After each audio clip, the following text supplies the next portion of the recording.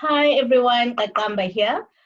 Today I'm super excited to be chatting with Phathi, who is the designer behind the amazing brand Inkaturah. So just to tell you a little bit about Phathi, she was born and raised in Zimbabwe and then moved to South Africa in order to study architecture. And while she was doing her degree, in fact, while she was doing her master's, she then decided to actually follow her passion and started the brand Inkaturah, which is absolutely amazing. Without a doubt, Phathi is a risk taker who has an amazing sense of style and a love of self-expression and fashion and design, and she puts this all together in her brand Inkaturah. So without any further ado, here is Phathi. Hey, Phathi. Hello, how are you today? I'm good. How are you? But I see we're matching with the monochrome. Exactly. Exactly. I love it. Oh, Yeah. amazing. I must say, I'm really excited to be having this chat with you. We don't, I've known you for a little while, but we've never really taken the time to really talk about, your brand and Inkaturah and where it started from and just really what your story is. So, I'm a big fan of your jewelry and your design, as you know. So, yeah, this is really exciting for me right now. So yeah, let's just kick right off. And if you could just tell us a bit about one, like Inkaturah, where you got the name from, how you started. So the name is actually my second name, which is Katurah, which means, when I researched, it means incense or perfume. So the idea was about, if your perfume is usually an analogy to your character, like the scent you give off is an analogy to your character. I thought it would be a nice name to be Inkaturah, like you're in your essence, you're in your highest form of self-expression. So that's what the name really is about. That's amazing. With Black parents in particular, they don't really think about design as a practical career. And Yeah, especially when you've got an architecture background. So did you at all struggle to tell them that you wanted to start your own business? Were they supportive? How was that entire kind of situation? So for me, it's been quite a journey because I did finish my master's degree. I did work for a little bit and I just never felt happy. I didn't feel fulfilled. So I had left my job to try and pursue actually a career in fashion, and it wasn't going the way I wanted. So I went back to architecture, and then I left again. It was just this limbo that I had. And in the beginning, everyone was just saying, stick it out, just try and at least save up enough money to start your own thing, or first, Yeah. register as a professional architect because you have to do these articles and all sorts.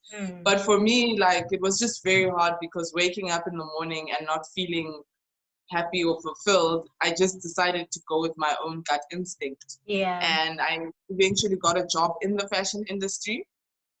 And that's when I actually started my brand, because I was able to do that as something I was doing part-time.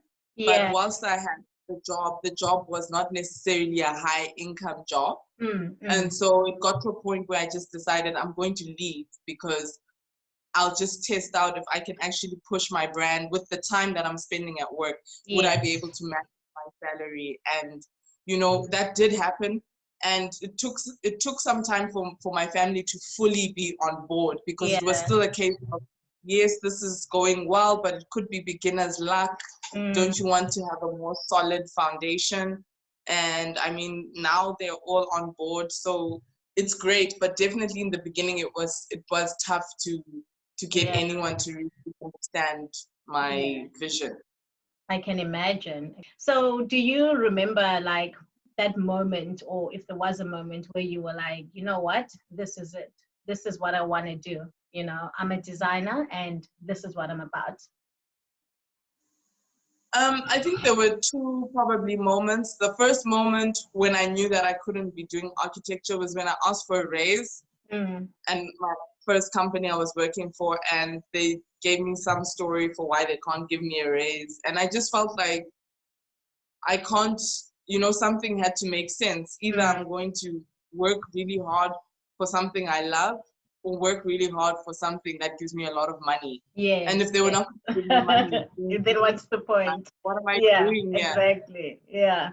And the second time was when I was now working in the second company, and I just felt as though, it also felt like a dead end again, because I was like, I was in a fashion career, but I wasn't.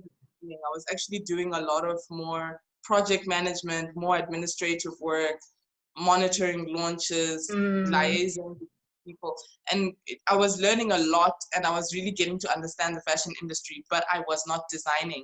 And then it became the thing again. I asked for a raise. I said, this in the long term, won't really be beneficial to me. And I did actually get a raise, but I still felt like, this isn't enough, and it's not going to be enough in the future. When I was thinking 5 years down the line, I can't be still doing the same thing, and I can't absolutely this amount. So I had to just take that leap of faith. Yeah, amazing.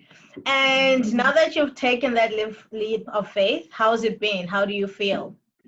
Has it been an easy journey, a difficult journey, or, I mean, it's still going, but, ever since you've basically just been doing designing, how has that been?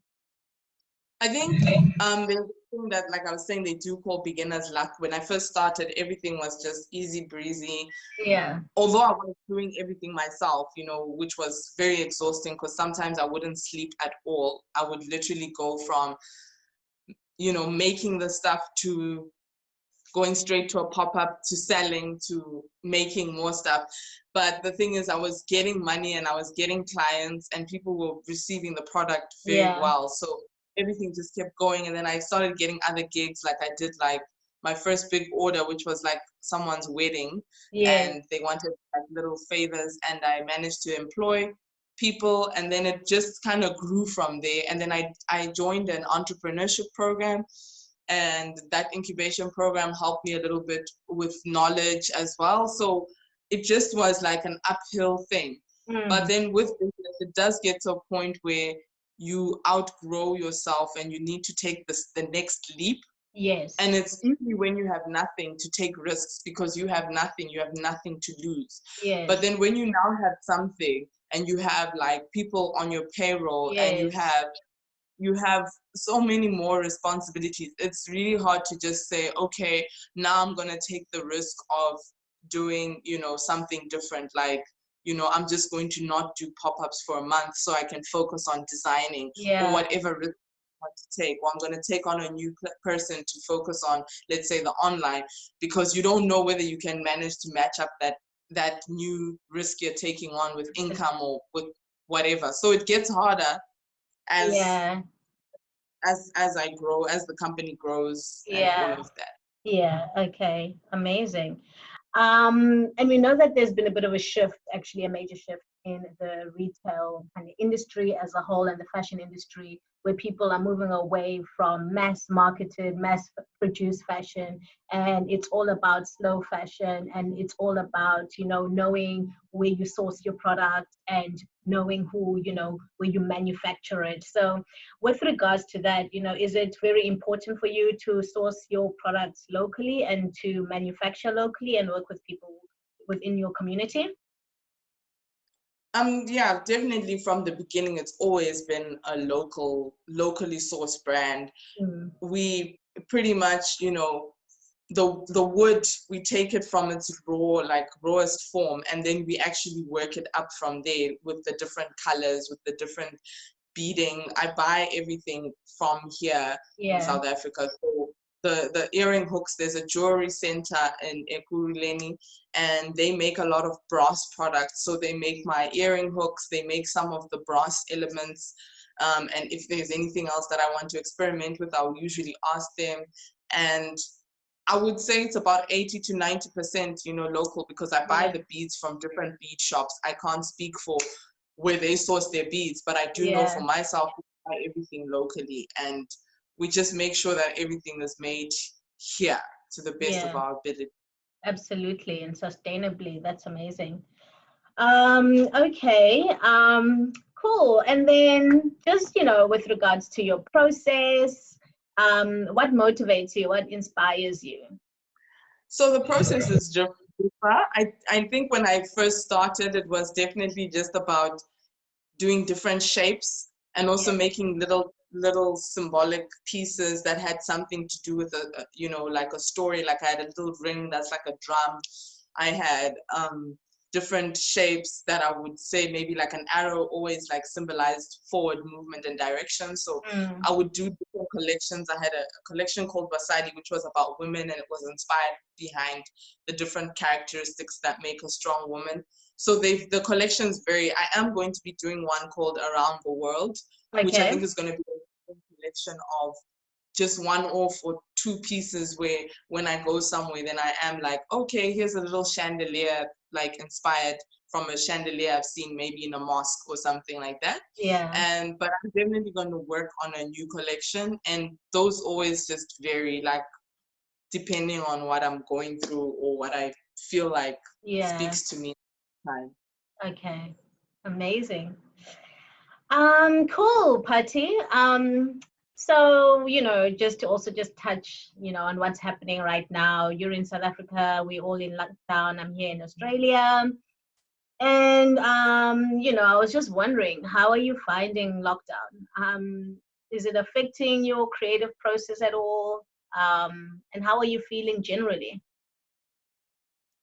The great thing is I've kind of always wanted a time like this in life where the world would just stand still and I would get a chance to breathe and think and not have anyone coming to work and not have to deal with, now we're putting out products, now we're, because the business side of working can really take away from the creative process. So it's been great in the sense that I've gotten to think and I've gotten to breathe. And I've gotten to start sketching. I haven't actually taken my ideas yet into physical form, but Yeah. I've had so many ideas come into my mind, and not just for design, but also how to market them, how to tell the story behind why they came about, and even how Yes. to shoot them and who to work with. I've had so much time to really think about all those things, which has been such a beautiful blessing, Yeah, The only trick, the only, catch 22 is the fact that the income is heavily compromised, and I still have to obviously consider the people that need to receive an income as well, still absolutely. despite of the situation, because we all have to still pay our rent and pay our bills Yeah, and eat. So that's the only catch 22. absolutely. Especially as a business owner, and you have people depending on you. Yeah, that can be a bit of a strain and a stress. Okay, cool. Yeah, but I'm enjoying it. Yeah. I don't know. I enjoy it partly, and then other times I'm just like, I need to get out of this house. Like, I need to connect with other people. Like, I Yeah, need human beings, it is a Um, cycle. yeah, It is a cycle. exactly.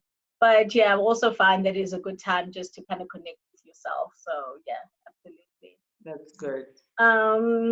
Cool. I think we're gonna wrap up, and I just wanna ask, what's next for Patti, and do you have any advice for any other designers who want to start their own business? Well, for me, what's next is I've always wanted to do clothing, Yeah. and here and there I've also dabbled into it.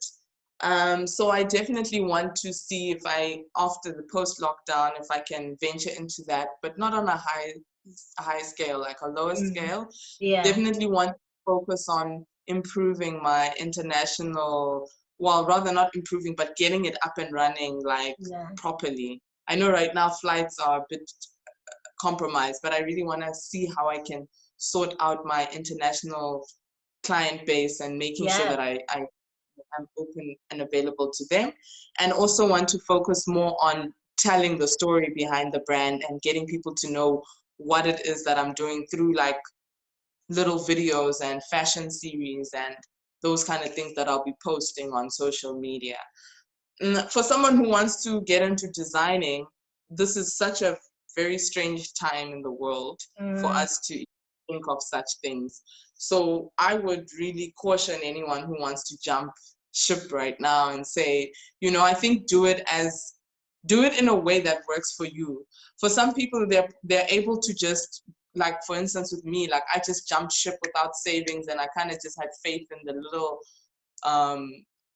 experiments that I had done that people do like my stuff. I didn't have, but for some people, it's better to actually just remain in your job, save up, but use that extra time that you have to be creative, because sometimes, you know, it's a blessing to have that space in which you don't want to be someone who's jumped ship and taken this huge risk, but then you have an anxiety panic attack exactly.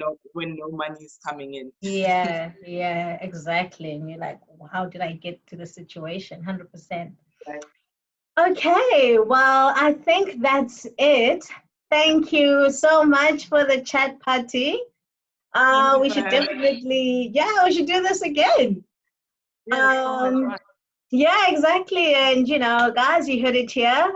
Watch this space. We could be having some Inkaturah clothing anytime soon now. So exciting. Watch the space.